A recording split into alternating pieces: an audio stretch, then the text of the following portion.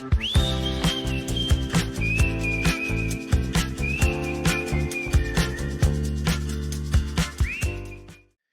everybody, Mike Donahue here with Brian May, but Brian May is not here today. As you can see, he is missing.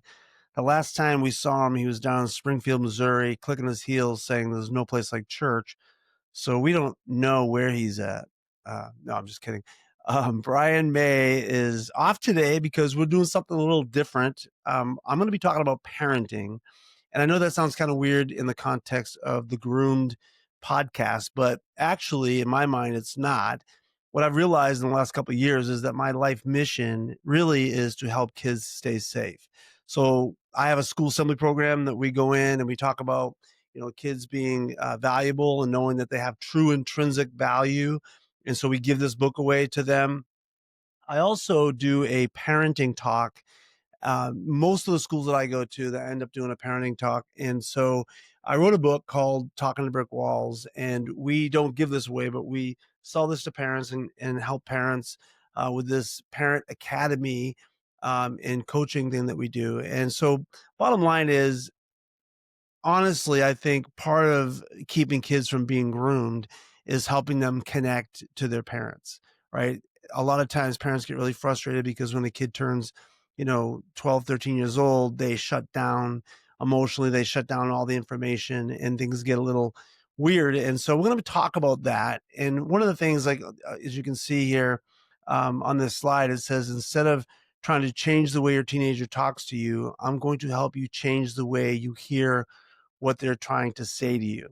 And so this is what this is going to be about. And if you don't have children and you usually, watch our Value Up podcast, I'm going to encourage you to watch it anyways, because there's going to be some tips in here about communication in general that might help. And also, if you have friends that have that have kids that are teenagers, then, this would be a great idea to send them, to this, send them the link to this podcast and so they can get some information. This is really good stuff. I get a lot of compliments from parents about this. So let's get into this. First of all, who's Mike Donahue and why do I have any kind of credibility when it comes to, talking to parents about kids? Well, bottom line is a lot of the information that I have and a lot of the experience I have goes back to Boston. And so let me, for those of you that don't know, where I came from and all that kind of stuff. Basically, my story is that I grew up in South Boston, Massachusetts. My dad left when I was 5, never really came back, came in and out, basically mainly out. My mom came from a long line of abuse by the time she had kids and my dad left and, she was raising 4 kids by herself.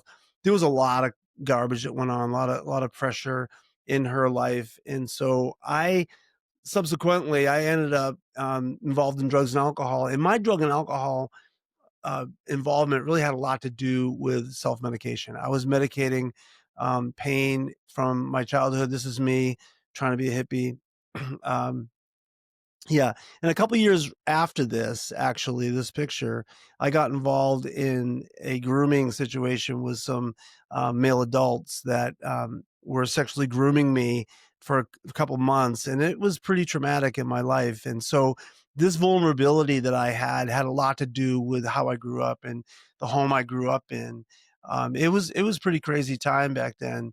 And that's why, like, for me, helping young people see their true intrinsic value is really important. So I ended up getting emancipated as a minor my junior year, my senior year of high school. I lived in my own apartment. I had a couple of teachers that were really instrumental in helping me stay in school, and so I did. And then I went into the United States Air Force, and I was stationed at Offutt Air Force Base in Nebraska. I wasn't doing drugs or, smoking weed or anything, but I was drinking a lot and partying. I was 19 and, still lamenting this crazy childhood that I had. And so one day I was in the barracks and this really pretty girl came up to me and she's like, "Do you want to go to church with me?" And I was like, "I would join a cult with you." So I ended up going to Sperino, which ended up culty, it was, I don't know if I want to call it a cult. It probably was a cult, but actually I gained a lot from it because even though there was some crazy stuff and I didn't find out till later, actually, I got a lot from it. I ended up, getting away from drugs and alcohol and carousing with girls and really got my life you know, in in good shape. And so I ended up, I was I wanted to be a youth pastor, so I ended up, going through the Assemblies of God training, and my first youth pastor was up in Rockford, Illinois, and I was there for, a bunch of years, like 5 years. Ended up that was a really good experience for me, even though later on I found out there was a lot of crazy stuff that happened and cover-ups and just crazy stuff going on with Jeannie. I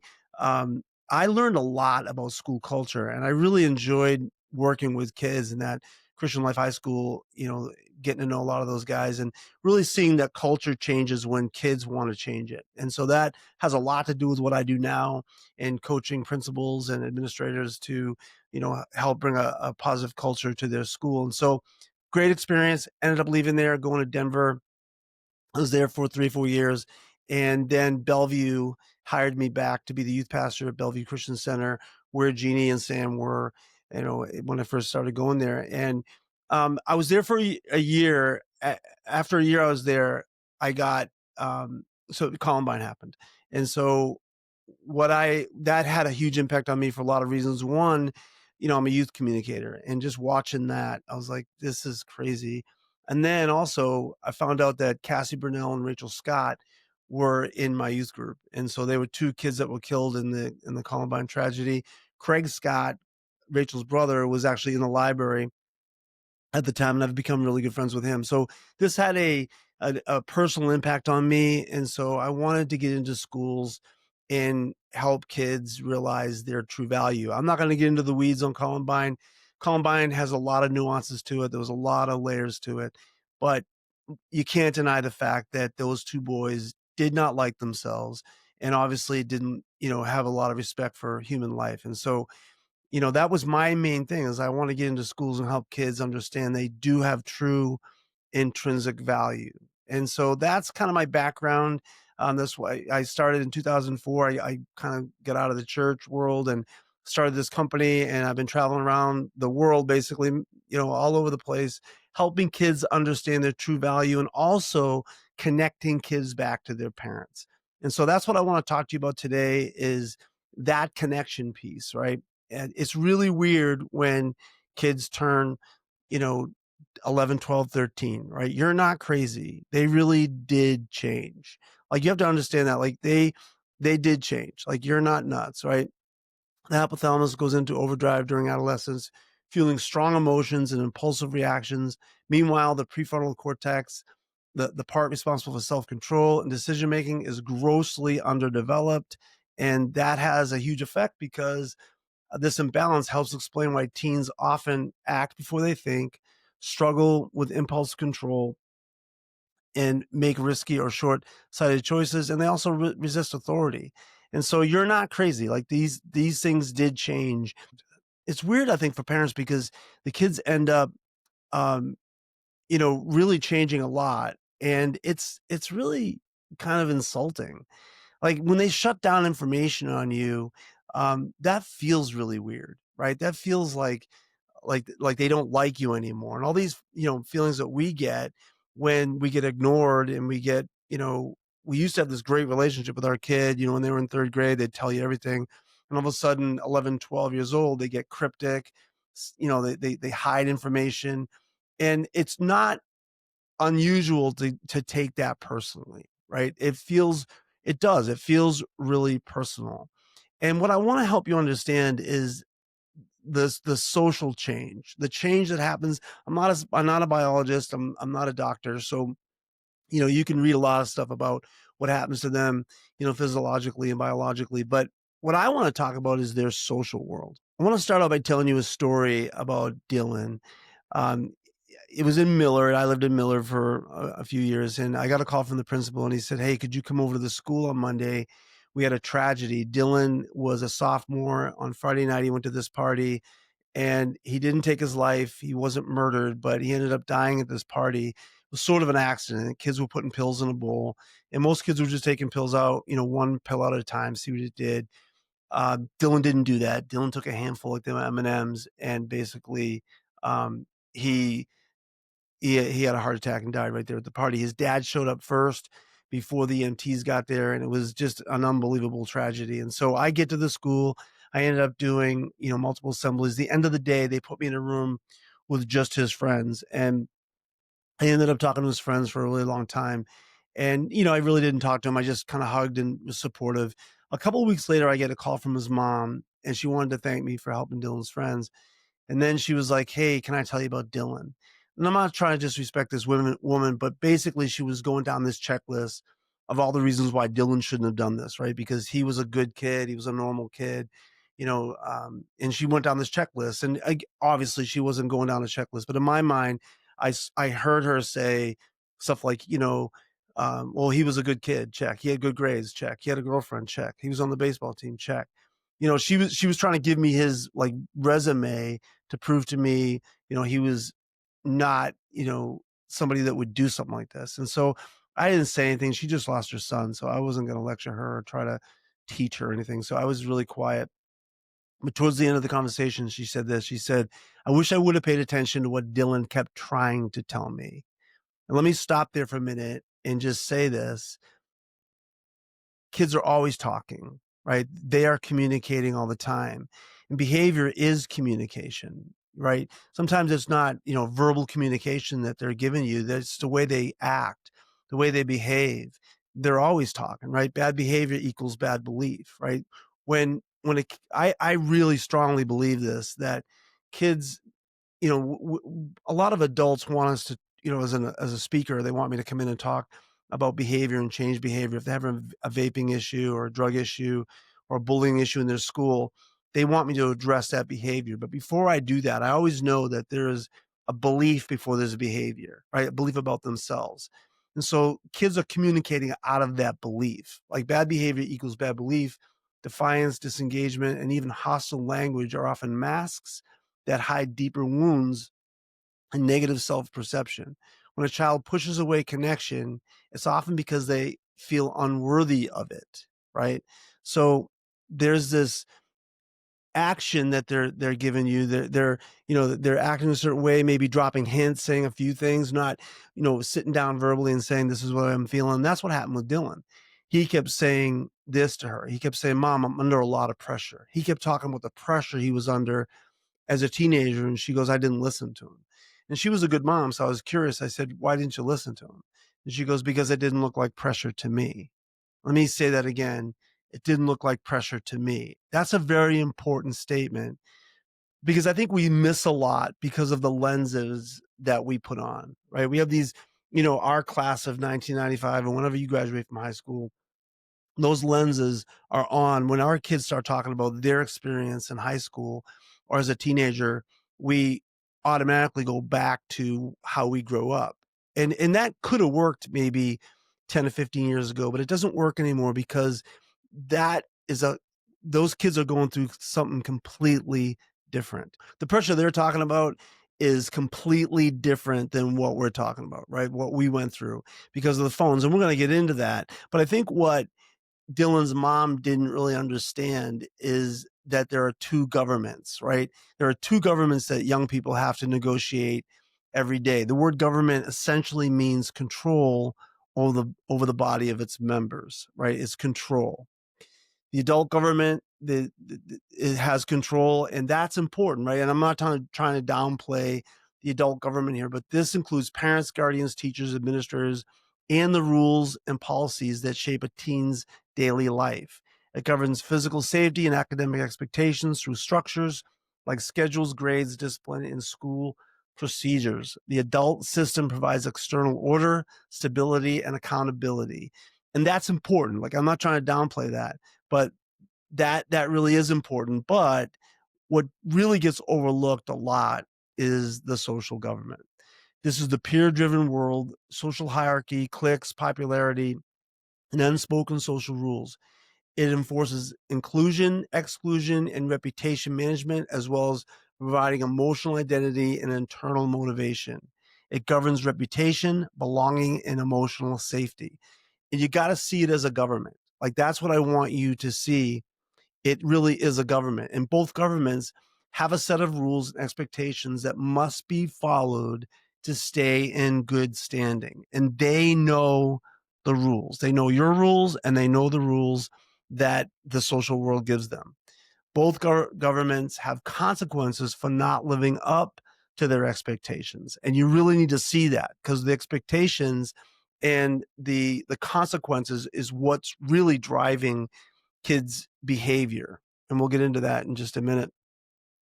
The consequences from adults, it's obvious, right? Parents typically leverage control over teenagers by managing access to privileges like phones, cars, money, and social activities.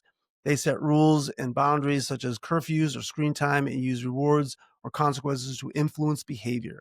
Emotional cues like praise or disappointment can also be used, and probably are. Obviously, educators maintain control with consequences for school rules, but there's another set of rules and consequences, and that's the social government, right? Consequences from the social government. The social government is ruled by popularity, which is huge, ridicule, exclusion, and viral social media moments.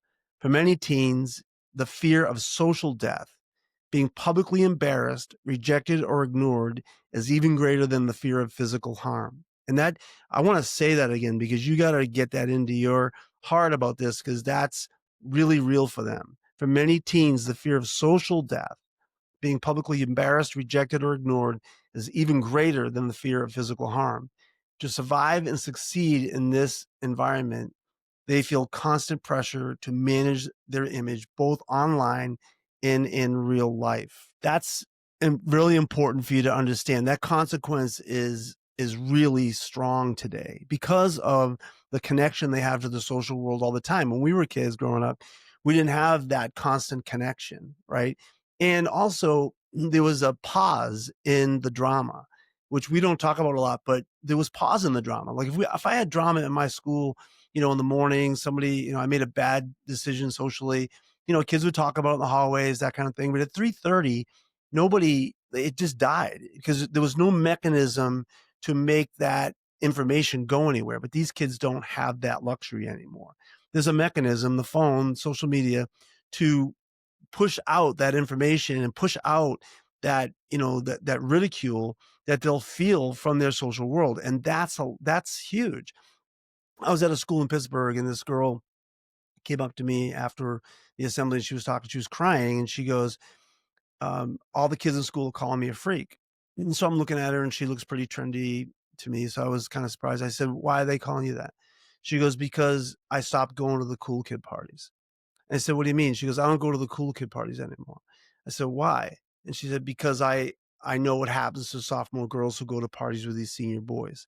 So somewhere along the line, this girl picked up a value. And if she was your child, you'd be very proud of her, I'm sure, for having this stance that she's taken to keep herself safe and, to do what she wants to do, to be, to have self-agency and make a good decision for herself. But the problem with what she did was, on the adult government, that was a win, right? That was a huge win, right? If you're a parent, you're proud, right? But on that social government, that was a loss. She broke the law, basically. Like, that's exactly what happened to her. She broke the law. The law was, you go to the party, it doesn't matter. If you want to be in with us, these are the social rules for this particular school. You need to obey them.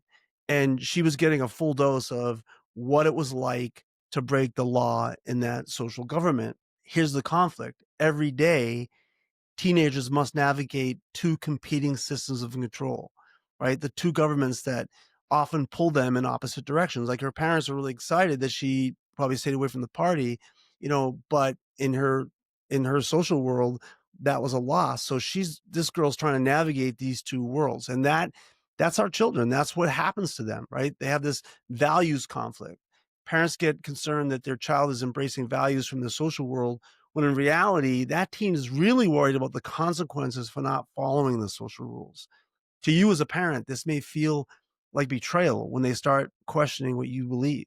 To the child, it's pure survival. They're just trying to survive those two worlds. They want to please you, but they also are like mandated by this social government to please them. And so if they get into that conflict where they're trying to do both things, it really thins them out emotionally. Like, it's really hard for them to want to please you and please, their social world. I had a teacher come to me one time, And he said he had a kid come to him and say, "Stop telling the class that I got an A in the test." And, teachers are trained to, praise good behavior because they want it to repeat. So he was like confused. He's like, "Why, I thought I was doing you a favor by telling the class that, you did a good job on this." And he said, "No, when I go out in the hallway, the kids crucify me and they tell me, you're a brown noser and all this stuff." And so this kid was trying to manage these two worlds. I'm going to get the A because I believe in it. I think it's important, but don't call me out. Like, don't expose me to this social world that I have to please as well, because puts me in a bad spot. And that's what a lot of kids go through every single day. The pressure they feel is real. So this is like the adult government. You've got these expectations, right? You know, you want them to have good grades. Every adult in their life does, right? If they're in sports and activities, you need to perform there. You've got to do the right thing there. Good character. We all want our kids to have good character and do the right thing. Responsibilities from home. I do a lot of, country schools and, farm schools and stuff. There's a lot of chores. Those kids have to keep up with their chores. There's that kind of pressure. The right future plans. You start talking to juniors and seniors and they get nervous because, they're trying to think about their future. And then you get the social government, right? That their expectations. You have to have the right friends, the right socials, right worldviews. I mean, kids have their own worldviews, and, what's going on in our world today is really polarizing. And so they feel a pull into, whatever that social construct is saying is right to believe today. Changes a lot, but it and it changes geographically, obviously, but that's pressure. That's real, and then there's that pressure not to, make it look like, you're trying too hard, right? You don't want to, please that social government. So you have to act like you don't care. And that's real in most, social constructs and kids in the high schools. And then avoiding public humiliation. And that's what those kids feel like. They're in this jar where all their whole world's looking at them and they have these expectations for them to fall through on. And so you get this situation where this kid's trying to be authentic, trying to live out their life the way they see possible, and they're gaining, things from you, from their adult government. They're gaining values and things that are important to them. Maybe they go to church, whatever, but they're picking up some values that are important, but then they try to walk out those values in a negative culture. And I'm painting this with a broad brush. I know there's a lot of nuances to this, and not every school is like this, but I have been doing this for a long time, and I've been in a couple thousand schools, millions of kids, and this is really pretty accurate of what kids feel like when they're trying to live out this social, live out their values that are important to them in this social world. It feels pretty lonely at times. So then you get suppressed authenticity, right? Teens may hide their real emotions, preferences, or talents if they believe those parts aren't acceptable. This disconnect from their true self leads to confusion, frustration, and even depression. And that worries me a lot. Like I see that in schools a lot where kids feel like they're not true to themselves. They can't be true to who they really are, and they have to please, all these different people in their life. Everybody has, eyes on them, like that, the picture of that girl, in that jar. That's the way they feel. And so my experience has been that if they have if they understand their true value and they know that they have moorings, they have a foundation of value, then they're not impervious to this pressure, but it does help a lot. So I was thinking about JFK Jr. He crashed his airplane in 1999. There's all this speculation that he wasn't trained on his instruments. He was flying from New York to Buzzards Bay or to Martha's Vineyard, and he ended up ditching his plane in Buzzards Bay. And I grew up around there, so I was interested in it because of that reason, and plus, it's the president's son, so I was, kind of paying attention. And what they said was there was a lot of speculation that he wasn't trained on his instruments, so I was curious. So I was sitting next to a pilot a couple days later when I was flying somewhere, and I asked him. I said, "Do you think JFK Jr. wasn't trained on his instruments?" And he said, "No, of course he was. It doesn't matter who you are. You're going to get trained on your instruments." He said the problem is that young pilots don't believe their instruments. He said they get up in the clouds really, crazy, and so they their inner ear gets messed up. It's called spatial disorientation. And so they can't see the ground. They're going 180 miles an hour. And he goes, you will swear that you are to the right. Like you will just, your body will say you're to the right. And your instruments are saying, nope, you're fine. You're good. But you don't believe your instruments. You're like, this is crazy. Like I really feel to the right.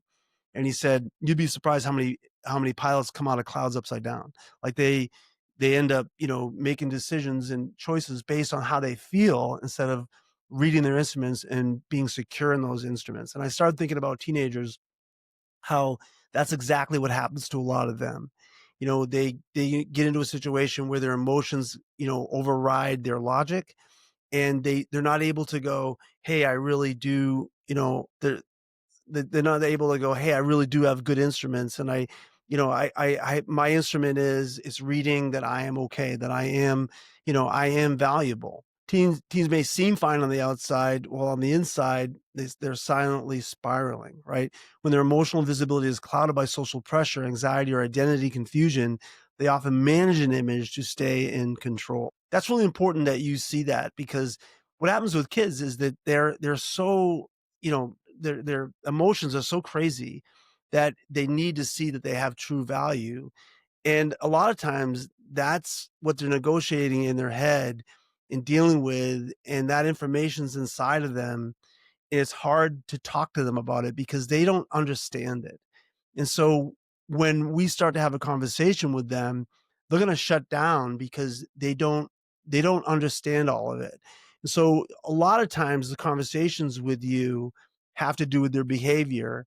And so they know what you want. They know what to expect, right? So you're looking at your child going, I know that there's some social anxiety going on there. There's some confusion. There's things you want to talk to them about it. It manifests itself in some kind of behavior, snarkiness, or maybe they did something at school, but you're concerned about that. So you address that. And that's the on-ramp to this conversation. But all they hear is, oh, they just want to talk about, the way I behave. And so there's more pressure coming on them to act a certain way. And so what do we do to get into that world? How do we get them to open up to us? And so I want to give you four or five practical ways you can do that. First of all, listen to understand, not to respond. Too often we listen only long enough to form a rebuttal or advice.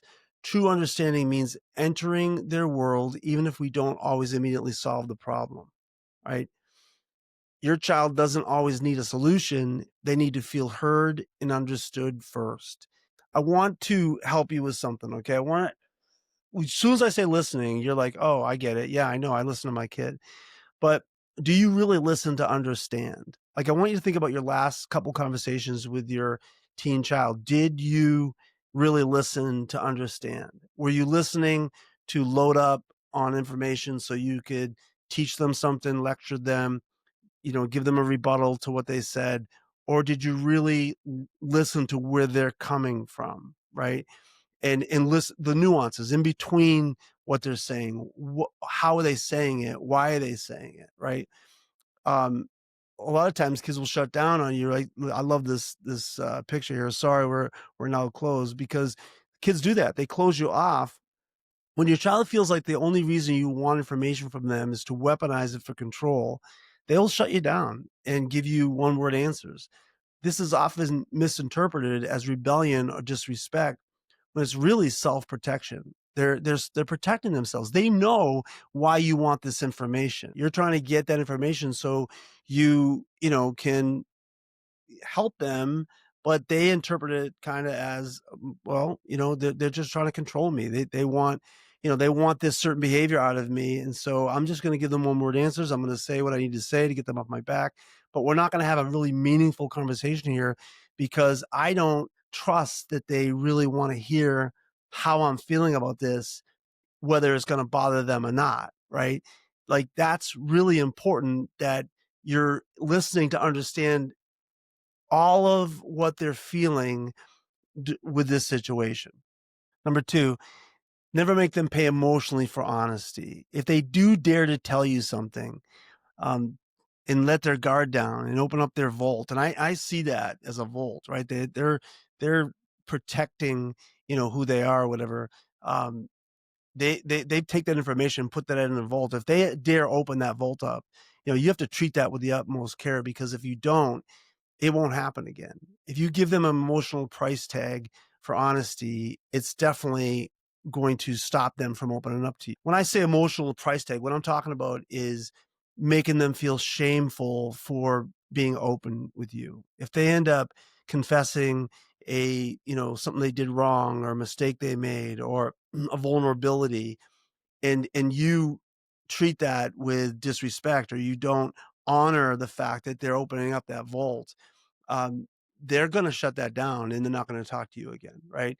Um, One of the things I've tried to do with my kids, I'm not perfect at this, but I've tried to let them know that whatever you say, whatever comes out of your mouth, is not going to change the way I feel about you.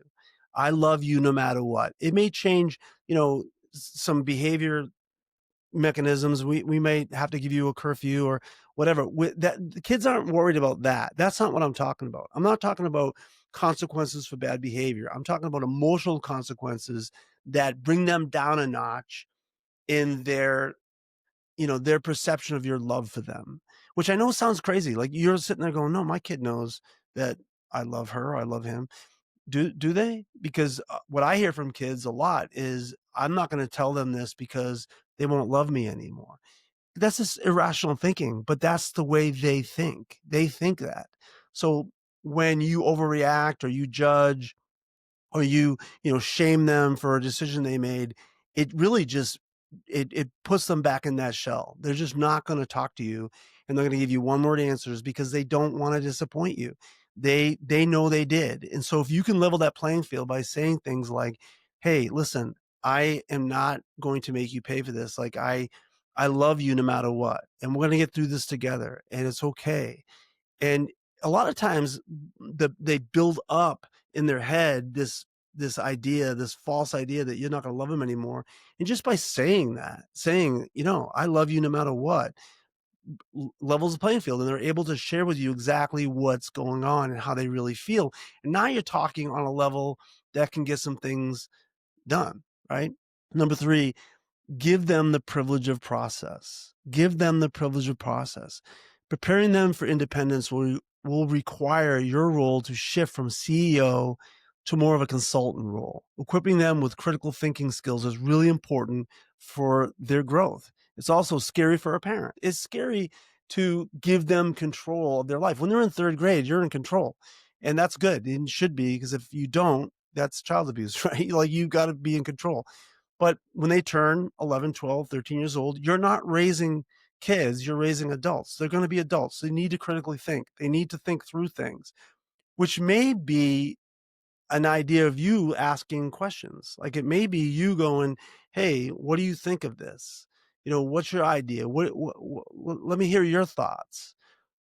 Like on curfews, or on things that matter, the rules that you're setting up for your home, and boundaries that you may have for their social world, on the phone, and those kind of things, friends. Asking them, hey, what do you think? What's reasonable? Let's talk about this, instead of just coming up with this is where it's going to be. But once you decide, then you've both decided. That's honoring their agency. That's honoring them as people. So they feel like you actually, want to hear what they have to say. And so I would say, the privilege of process. My favorite chapter in this book actually is chapter 5. And I talk about the privilege of process in here. And there's 5 different ways you can honor them by, giving them the privilege of process. I'm not going to go into it now, but you can order the book. And again, we'll give you the information for that at the end of this. But bottom line is that you got to give them the privilege of process. You're raising adults, not children. So the more you can, back up a little bit and let them make some decisions, and, walk them through some of the mistakes they made, being that intimate with them that they trust you enough to tell you, hey, yeah, I might have made a mistake on this, and you guys can talk it through. That's a really good place to be. And then number 4, you have to understand the push-pull dynamic. You have to, right? Teens will distance themselves as a way to assert their independence, but underneath that pushback, they still deeply crave love. support, and guidance. Even when they appear to reject adult involvement, they're often silently hoping you will read between the lines and understand what they are really trying to say. This is incredibly important, right? That you understand that snarkiness, that pushback, a lot of that really comes down to the way they feel about themselves. They want independence. They're trying to show you that they can survive in this world, by, distancing themselves from you. But at the same time, they get into things. They get anxious. They get depressed. They get, caught into some social stuff that gets messed up, and they need to talk to you. They need to talk to you. So that push away is real. It's real. It feels real. Feels bad. I don't like it either when my kids push me away. But at the same time, on the inside, they're going, "Don't give up on me. Don't give up on me. Believe in me." Um, and that's awesome. So if you can, don't mirror back what they're giving you. Don't mirror back what they're giving you. A lot of times when, again, they're giving you that push away, um, they it's not the way they really feel. They don't want you to give up on them. So don't do that. All right. So thank you so much. This is the end of this teaching, but I want to thank you for joining this week. I know this is a little bit different in, what we usually do in Groomed.Connect, but I really feel passionate about this. If you can tell, that when kids are connected to their parents, they're less likely to be manipulated by bad people, right? And again, the church world isn't exempt, as we have, uh, extensively gone through, what happens to kids when they get sucked into a youth group or to a church that is trying to control them and try to manipulate them. If they're more vulnerable to those guys when they don't have their own agency and they're not connected to you. And I'm going to say, if you're a youth pastor watching this, your job is not to, you know, completely put into you're taking the whole child, and you want that child to be healthy. And part of that health is for that child to be connected to their parents. Obviously, there are exceptions when a parent is abusive and, that kind of thing. But even then, your job is not to isolate that child. Your job is to maybe try to get in there and reconcile that situation and help that child, have a greater understanding of their parent, not vacillating, not isolating away from them, but to, connect to them even in those situations. And so, um, anyways, I hope this has helped you. We're going to put the link to be able to buy the book if you want to buy Talking to Brick Walls, or even, Value Up. If you want to buy that too, we don't sell it to kids, but I'll sell it to you. So hopefully you'll come back next week. Brian will be back. Hopefully we'll find him. He's been missing for a few. No, I'm just kidding. But yeah. All right. So thank you so much, everybody. We'll see you next week. Groomed.Connect. Bye.